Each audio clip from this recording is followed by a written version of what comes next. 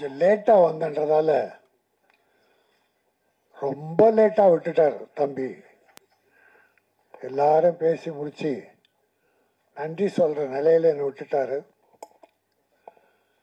நான் ஒரு சிலருக்கு நன்றி சொல்லி ஆகணும். நான் மொத்தம் ஒரு 20 பேர்கிட்ட சொல்லியிருந்தேன். நான் வந்த உடனே கைத்தட்ட சொல்லி, அதுல 10 பேர் தான் கைத்தட்டினாங்க. இந்த செல்வமணி, சிவா இவங்கெல்லாம் கைத்தட்டல. சும்மா சொன்னேன். ஏதோ ஒரு அன்பின் காரணமாக என் அன்பு சகோதரர் நீண்ட நாளுக்கு அப்புறம் பார்த்ததால கைத்தட்டி வரவேற்றாங்க. எல்லாருக்கும் நன்றி. மனதால் வரவேற்ற அத்தனை பேருக்கு நன்றி. எனக்கு தொழில் ரொமான்ஸ். இப்ப எல்லாருமே நம்ம தமிழ்ல டைட்டில் தான் நல்லதுன்னு நினைக்கிற காலத்துல நிறைய இங்கிலீஷ் டைட்டிலா வந்துகிட்டே இருக்கு. ஆனா இந்த படத்துல சகோதரர்கள் தமிழும் வைத்து இங்கிலீஷும் ஆங்கிலத்தையும் சேர்த்து வச்சிருக்காங்க. எனக்கு தொழில் காதல்.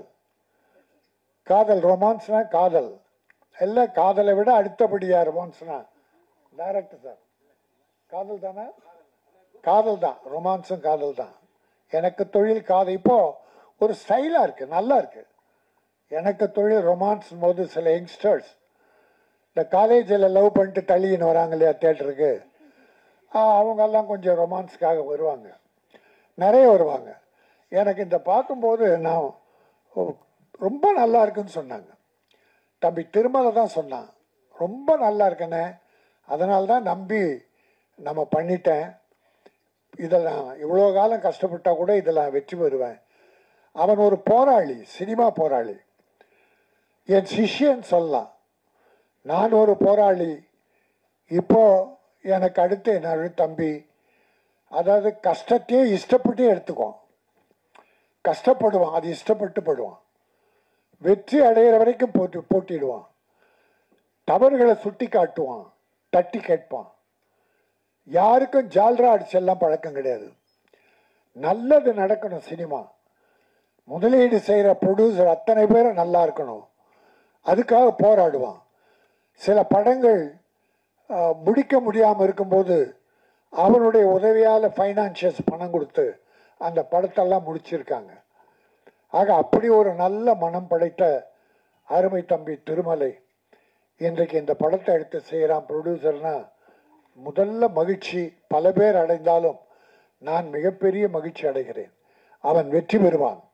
இந்த இயக்குனர் தம்பி பாலாஜி ரொம்ப எளிமையா இருக்கார். இந்த எளிமையே உங்களை வரவேற்கும், வாழ்த்தும். காதலிக்க நேரமில்லைன்னு ஒரு படம், அற்புதமான படம், காதல் கலந்த காமெடி படம். அப்படி ஒரு படமா இது அமையணும், அமையும், மக்கள் ஏற்றுக்கொள்வார்கள். தம்பி திருமலை தன்னுடைய ஆதங்கத்தை வெளிப்படுத்தினான், வருத்தத்தை வெளிப்படுத்தினான். இந்த ப்ரமோஷனுக்கு கூட ஹீரோ வரல, ஹீரோயினி வரல, வரணும். செல்வமணி சில விஷயங்கள்லாம் சொன்னார். இந்த திட்டம்லாம் நாங்கள் போடுறோம் சார், இதெல்லாம் போடுறோம் சார், படம் எடுக்கும் போது எல்லாம் போடாமல் எடுப்போமா? ஆனால் அதை பிரேக் பண்ணுறவன் ஹீரோ, ஹீரோயினி, மற்ற சிலர் எல்லாத்தையும் பிரேக் பண்ணிடுவாங்க. டப்பிங் பேசுறதுக்கு முன்னால பணம் வேணும்னா உனக்கு ஏதாவது அசிங்கமா இல்லை, உன் மேல உனக்கு நம்பிக்கை இல்லை, படம் வியாபாரம் ஆகலை, உன்னை வச்சு நாங்கள் படம் எடுக்கிறோம், வட்டிக்கு வாங்குறோம், கஷ்டப்படுறோம். இப்போ பாருங்க 4 வருஷம் 5 வருஷம் படம், இந்த படம் முடியும்னா அப்போ என்ன கஷ்டம் இருக்கணும்? பொருளாதார கஷ்டம் தான் இருக்கணும்.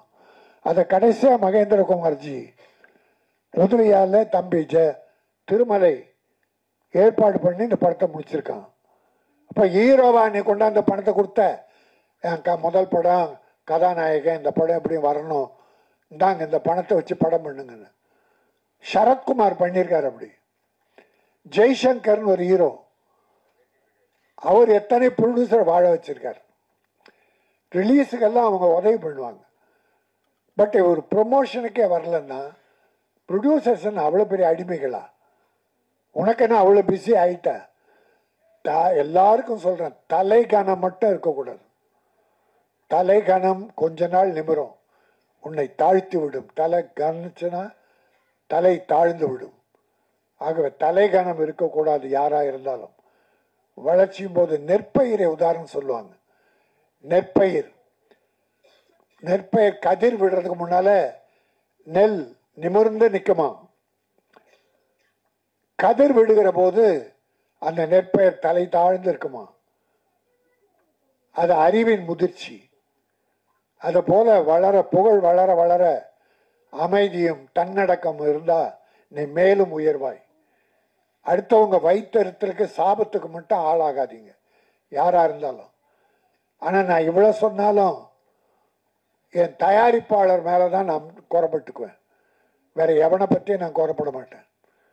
போட்டி போட்டுக்கிட்டு இந்த படம் வெற்றி பெற்றா முதல்ல அந்த ஹீரோ கிட்ட போய் நிக்க போறது யாரு? இப்ப எழில் மரங்கொத்தி பறவைன்னு ஒரு படம் எடுத்தார், டைரக்ட் பண்ணார், சூப்பர் ஹிட் படம். ஒரு சிவகார்த்திகேயன் ஒரு ஹீரோ உருவானார். இப்ப எழில் கிட்ட எவ்வளவு பேர் வராங்க. அவர் படம் பண்ணிக்கிட்டு இருக்கார், ஒரு அமைதியான அற்புதமான இயக்குனர். ஆனா இன்னைக்கு சிவகார்த்திகேயன் பெரிய லெவல், நல்லா இருக்கட்டும், நல்லா இருக்கு, தப்பே சொல்லல. பட் உன்னை தூக்கி விட்டவர்களை ஒரு டைரக்டர் இல்லைன்னா ஹீரோ இல்லை சார், ஹீரோயின் இல்லை சார். டைரக்டர் அத்தனையும் தன் மூளையில வச்சுக்கிட்டு எந்த அளவு சிரிக்கணும், எந்த அளவு கோவப்படணும் என்பதெல்லாம் அவர் சொல்றதான் அந்த ஹீரோ செய்யணும். அளவுக்கு மீறி டைரக்டர் மீறி பண்ண முடியாது. அப்போ ஒரு ஹீரோயினை உருவாக்குவது டைரக்டர். அந்த டைரக்டருக்கு மரியாதை இல்லைன்னா நீ என்ன வாழ போற? அது மட்டும் இல்ல, என் ப்ரொடியூசர் மேலனா ஒரு ஹீரோயினை இந்தியில தேடி கொண்டாந்து போடுறாங்க சார், தமிழ்ல கிடைக்கலன்னு. அந்த ஹீரோயினி கால் ஷீட்டு கொடுக்கறதே கஷ்டம். கொடுத்தா பாம்பேல இருந்து வரணும்.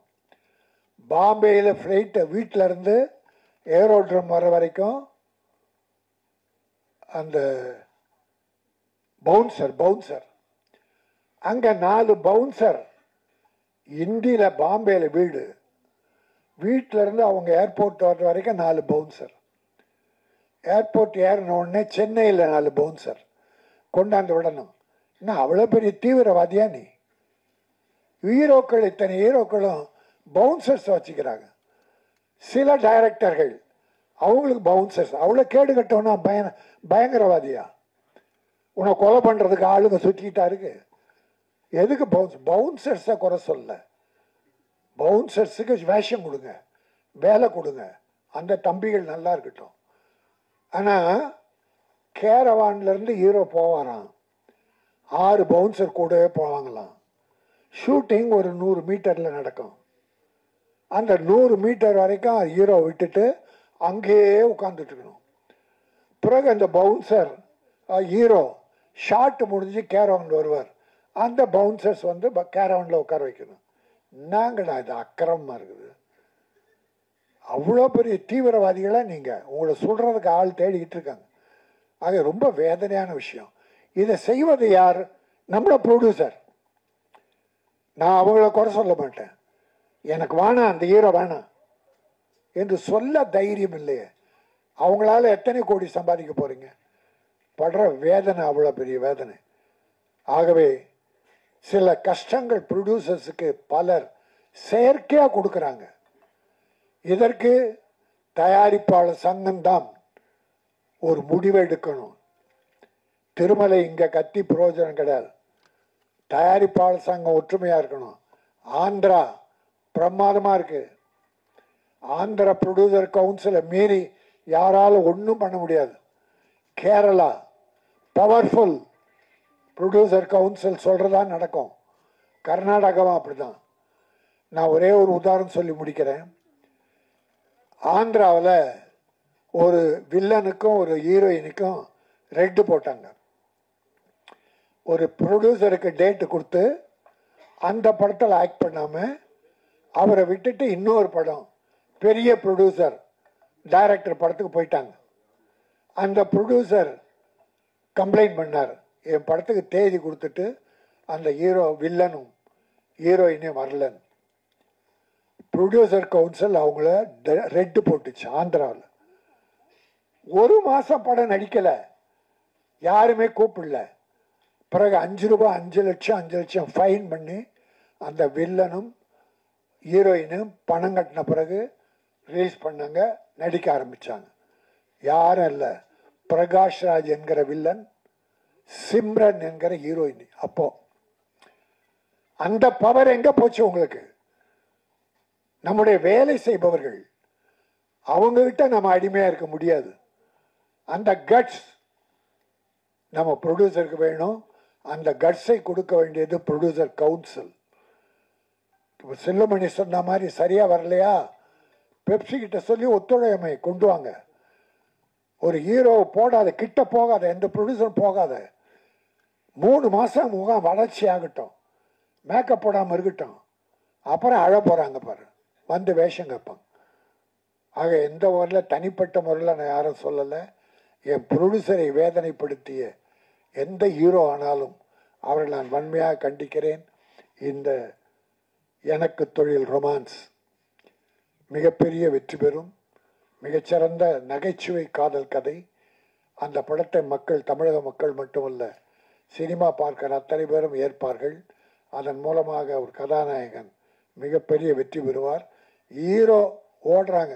இப்போ அந்த ஹீரோ ப்ரொமோஷனுக்கு வந்திருந்தா இந்த டிவி, நம்ம கேமராக்கள் எல்லாமே அவங்ககிட்ட தான் இருந்திருக்கும். எங்கேயும் ப்ரொமோஷன் அவங்களுக்கு தான். ப்ரொடியூசர் யாருன்னா எடுப்பாங்க, டைரக்டர் யாருன்னா ஃபோட்டோ எடுப்பாங்க, கிட்டச்சாக மாட்டாங்க. ஒரு ப்ரொடியூசர் போய் சார் டைம் ஆச்சு வாங்க வாங்க. ஊடக பத்திரிகையாளர் நண்பர்கள் அனைவருக்கும் வணக்கம். மேடையில் இருக்கும் பெரியவர்கள் அனைவருக்கும் வணக்கம். இது ஒரு ரொம்ப ஒரு இனிய காலையாக இருக்கும்னு நினைக்கிறேன். ஏன்னா இந்த படத்தில் ஒர்க் பண்ணது வந்து ஒரு ரொம்ப சந்தோஷமான, ஜாலியாக, ஃபன். எங்களுக்கு படம் பண்ணும் பொழுது நிறைய படங்களில் அந்த அனுபவம் தான் நடிகர்களாக எங்களுக்கு இருக்கும். பட் ஆடியன்ஸுக்கு வந்து கொஞ்சம் டார்ச்சர் பண்ணுற மாதிரி ஆயிரும். பட் இந்த படத்தில் வந்து எல்லாமே வந்து நாங்கள் எந்த அளவுக்கு என்ஜாய் பண்ணியிருக்கோமோ அது ஸ்க்ரீன்லேயும் ஒர்க் அவுட் ஆகிட்டுருக்கு. அதை எவ்ரி டைம் வந்து டெக்னீஷியன்ஸு போஸ்ட் ப்ரொடக்ஷனில் பார்க்கும்பொழுது சரி, பிஸ்னஸுக்காக பார்க்கும்பொழுதும் சரி, அந்த ரியாக்ஷன்ஸ் வந்து ரொம்ப என்கரேஜிங்காக இருக்குது. ஸோ இது ஐம் ஜஸ்ட் வெயிட்டிங்